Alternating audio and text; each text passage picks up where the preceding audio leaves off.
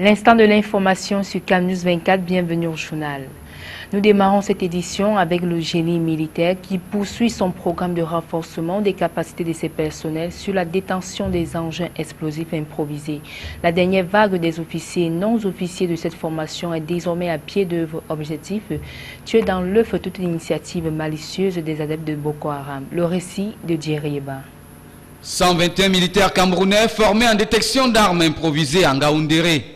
Une avancée significative dans la lutte contre Boko Haram, à laquelle sont investis les forces de sécurité et de défense camerounaises avec l'appui des partenaires.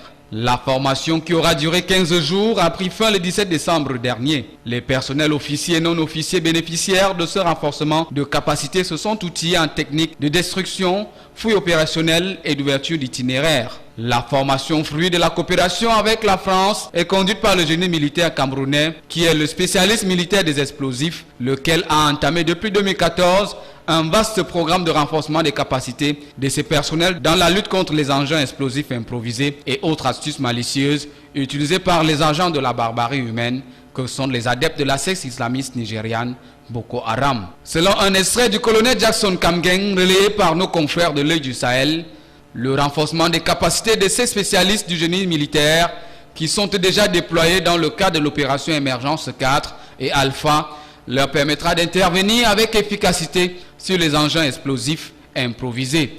Au demeurant, le génie militaire dispose d'une forte capacité du niveau tactique et opératif, capable de planifier, conseiller, concevoir, conduire et contrôler toutes les opérations relatives aux engins explosifs improvisés.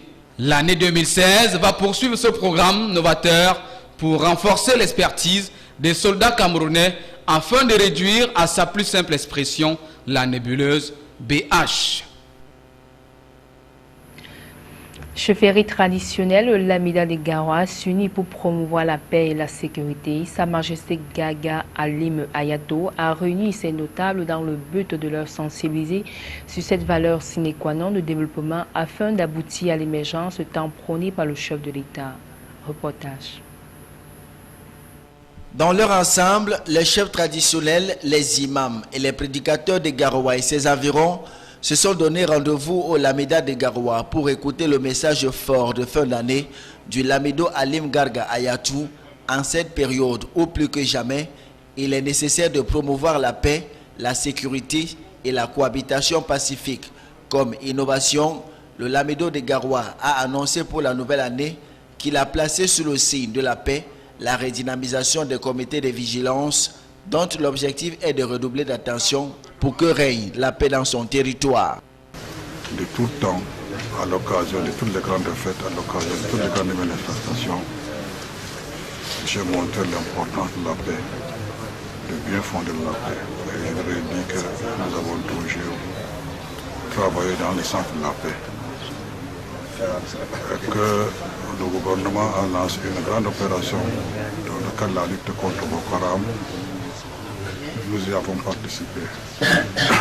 Nous avons pris part par la création de grands comités de vigilance dans chaque quartier, dans chaque village, et des prédicateurs se sont attelés dans toutes les grandes mosquées pour donner de vraies informations aux populations et leur donner de vrais conseils.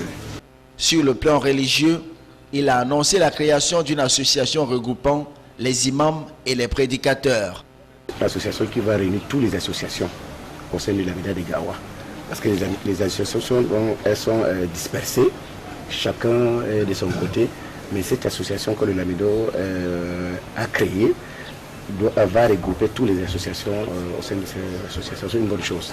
Pour le message du Lamido, tous ont pris note et ont pris des résolutions fermes pour mettre en pratique des recommandations de ce dernier, leur demandant d'éviter la mauvaise conduite et le non-respect des consignes routières. Si on reparlait encore du lendemain de la fête de Noël dans la ville de Douala, le réveil et même la reprise d'activité, pas du tout facile pour les populations de la grande métropole économique. Après les festivités de la Nativité, plus précisément au carrefour de Koti, il était presque difficile de se trouver un moyen de transport. Reportage. Au lendemain de la célébration de la Nativité au grand carrefour de Koti à Douala, il suffit tout juste de regarder cette petite gare routière où chauffeurs de taxi et passagers ont souvent pour habitude de stationner. Tout porte à croire qu'un vent violent serait passé par là. Tout près de cette gare routière, un chauffeur de taxi tourne en rond, pas de passagers à bord. Le lendemain de la fête est toujours difficile parce que les gens ont consacré le temps à fêter. Bon, aujourd'hui c'est tout à fait normal qu'ils passent le temps à se reposer. Chacun fait son planning. Moi par exemple, je fête mais je sais que le lendemain je vais travailler. Ici, règne un calme précaire, ce qui donne le sentiment que la venue du Christ Sauveur, personne n'a échappé au festin. Tout le monde est chez vous parce qu'on est fatigué. Même si certains ont saisi cette opportunité pour prendre un petit repos, d'autres ont bel et bien vaqué à leurs occupations vu que la fête était joviale. La fête de Noël était également l'occasion de réaliser de très bonnes affaires et le lendemain, l'heure aux livraisons. Aujourd'hui, ça allait très dans le dehors, c'est apparemment la majorité de personnes sont encore chez eux en train de dormir. Bon, je vois que les activités sont même presque mortes. Fini la fête de Noël, tous les regards se tournent désormais à la Saint-Sylvestre ainsi qu'au Nouvel An, dont les festivités des fêtes de fin d'année ne sont qu'au prologue. Même ambiance dans les espaces marchands où les commerçants se sont retournés les pouces face à la rareté de la clientèle. Martin Déné, Josué Ngonga. La fête de Noël pour les commerçants est loin d'être une partie de plaisir. La grande majorité des vendeurs dans les marchés se plaignent. Ce n'est pas la grande forme. Pour certains, ils ne vendent pratiquement pas depuis hier. Il n'y a pas d'entrée. Le marché pour d'autres est quasi mort. Il y a du monde, mais les populations ne sont pas actives. C'est ce qui pousse les commerçants à ne pas se rendre dans les marchés pour vendre. Oui, hier, on n'a rien vendu. C'est vendu sur le tour de temps. Parce qu'apparemment, il n'y a rien. On est là toujours, on tourne comme ça ne donne pas. Or, généralement, partout, chaque date du 26 décembre, il y a moins de clientèle pour nous les vendeuses, c'est tout. Si c'est mort, et on préfère aller se reposer à la maison. Tandis que d'autres courent après le rattrapage pour n'avoir pas vendu plus tôt. L'heure est également au bilan des comptes. Il faut bien se mettre quelques sous dans les poches au risque de tourner en rond et finir en perte totale. Précisément au marché Nkolonlou, les vendeurs qui font dans la friperie ne sont pas au bout de leur satisfaction. Il n'y a pas d'activité comme tous les autres jours. Les clients ayant des préférences par rapport à l'habillement. Ce qui n'enchante pas ces vendeurs à la sauvette, craignant et portant leur article pour voir passer un quelconque client. L'allée du marché reste la même en fait. Avant le marché, c'était tellement dur, mais c'est toujours comme ça. La tendance est la même. Les gens n'achètent trop rien. On fait trop les trucs chinois, boutiques. Donc la plupart des gens se dirigent vers le marché central. Pour tout dire, l'ambiance dans les marchés au lendemain de la fête de la naissance du Sauveur Jésus-Christ est morose. Les vendeurs ont toujours les larmes aux yeux. Toujours dans le même sillage de la fête de la Nativité, les détenus de la prison centrale de Nubel à Douala ont célébré avec face une messe d'action de grâce en l'honneur de la naissance de Jésus-Christ. Comme officiant de cette messe, Monseigneur Samuel Kleda, archevêque de Douala. Le point avec Jerry Eba, Yves Tadjefo. L'archevêque de Douala, Monseigneur Samuel Kleda, en messager de l'espoir pour les détenus de la prison centrale de Nubel à Douala. Le patron de l'église catholique romaine dans la communauté ecclésiastique de Douala est allé dire une messe de réconfort pour faire germer l'espérance de la rédemption à ces milliers de citoyens qui ont offensé à tort ou à raison la société. La fête de Noël donnant l'occasion à toute l'humanité de recouvrir la liberté en se détachant des chaînes du péché et de la mort. C'est en présence du régisseur de la prison centrale de Nubel, des personnalités et autres âmes de bonne volonté que ces hommes et femmes ont reçu l'évangile de la naissance de Jésus-Christ. Monseigneur Kleda en a appelé à la prise de conscience de ceci. Bien que la justice humaine dite au nom de Dieu peut parfois se tromper, le prélat a rassuré ses ouailles que Dieu ne se trompe jamais et ne saurait abandonner quiconque, car tous sommes des créatures, expression de l'amour du Tout-Puissant. Seigneur Jésus, toi qui te tiens au milieu de croyants rassemblés en ton nom, écoute les supplications de ta famille et d'y répondre à ses appels toi qui règnes pour les siècles des siècles. Amen.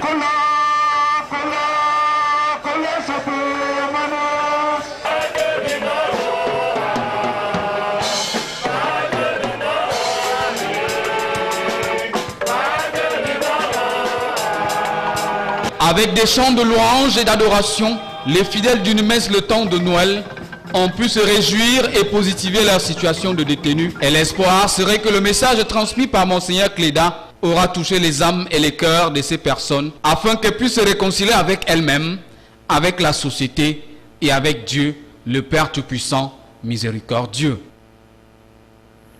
Sport, le gymnase du Centre national de la jeunesse et de sport de la capitale régionale du Nord vient d'abriter la 12e édition des arts martiaux et sports de combat, marquant la fin de la saison sportive. Plus d'une centaine de jeunes ont pris part à cette soirée sous le regard attentif du délégué régional des sports et de l'éducation physique du Nord, Issa Amadioda, Jiska Aman Bonnier et Diriba. Les passionnés des arts martiaux n'ont pas boudé leur plaisir en se rendant massivement au Sénagès de Garoua le 23 décembre dernier. L'après-midi des arts martiaux qui regroupait toutes les disciplines d'art martial avec une prédominance du Shotokan de maître Mbalandi Arthur qui a été au centre de tous les appétits. Plus de 5 heures ont suffi aux jeunes pratiquants du judo, de la boxe, du Shotokan, de la lutte, du taekwondo et du nambudo de montrer de quoi ils étaient capables. Organisé par la Ligue des arts martiaux, cet après-midi avait plus d'un sens. Un événement de promotion des arts martiaux, c'est vrai qu'il est encore un peu...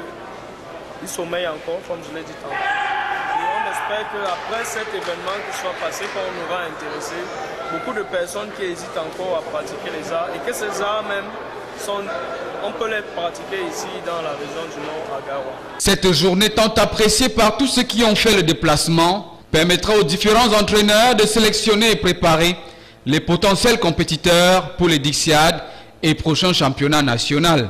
Il faut dire cependant que le développement des arts martiaux qui hésitent à décoller malgré les efforts et l'amour des arts de quelques entraîneurs a encore du chemin à faire dans la région du Nord, tout comme dans le reste du pays. Cette soirée des arts martiaux et sports de combat de Garoua, riche en démonstrations de ces jeunes malgré le manque de soutien du gouvernement, a vu l'appréciation du délégué régional des sports et de l'éducation physique pour le Nord. Sincèrement féliciter les organisateurs qui en